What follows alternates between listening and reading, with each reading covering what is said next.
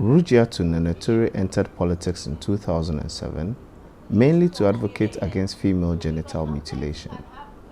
After one term on a local council, she says her political party refused to give her another seat on 3 different occasions. In one election for 2 council seats, she says she won the second highest number of votes, but her party put a man in the seat after the election.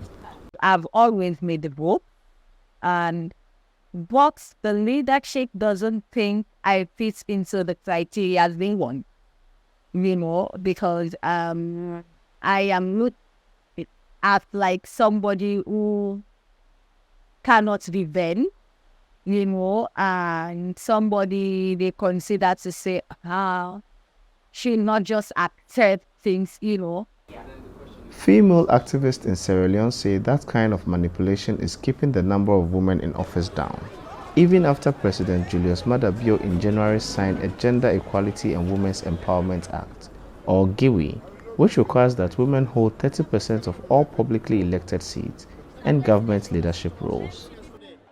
Before the most recent elections, Sierra Leone's parliament had just 12% female representation, well below the global average of 26.4%, as tracked by the Interparliamentary Union's Women in Parliament Index. In the government cabinet, only 4 of 32 cabinet positions were held by women, also far below the global average. GEWE aimed to change that. Marcella Samba Sise is the executive director for Campaign for Good Governance in Sierra Leone. She says the law stemmed from Sierra Leone's 11-year civil war, which ended in 2002. This was born out of the fact that a Truth and Reconciliation Commission report after the war noted that whole groups were excluded from mainstream politics and they do not know how decisions were made. And part of those groups were marginalized entities such as women and young people.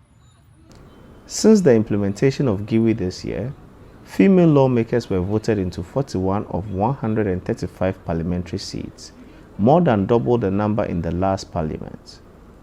Advocates have applauded the success of the bill so far, but say it is being applied unevenly. Under Sierra Leone's election system, voters cast ballots for a party, not an individual. Parties then fill the seats they've won from a ranked list of party members. Nikki Spencer-Coker, a lawyer and women's activist, says many parties place women in lower rankings, making them less likely to win seats. Future advocacy should involve, more work directly with the political parties to ensure that they're placing women in higher up on these lists, and that they're also placing them in safe seats, not in the seats that perhaps they're going to end up, losing. If the law had been followed properly, activists say there would be even more women in parliament. They also have concerns over parliament's leadership, as only one of the 14 parliamentary chiefs is female. Sierra Leone's Ministry of Gender told VOA in an interview that it will work to correct all the lapses in following the law, and together with the new female lawmakers, will push for more protection for female politicians. Senanu Tord for VOA News, Port Loko, Sierra Leone.